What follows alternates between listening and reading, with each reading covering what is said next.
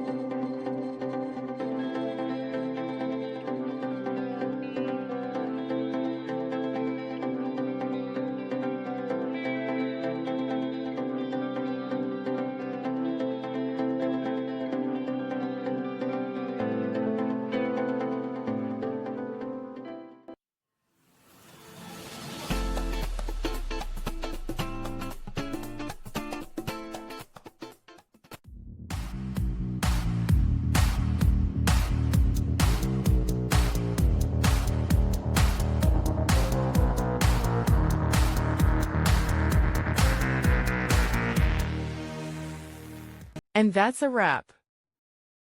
I hope you found the answer you were looking for.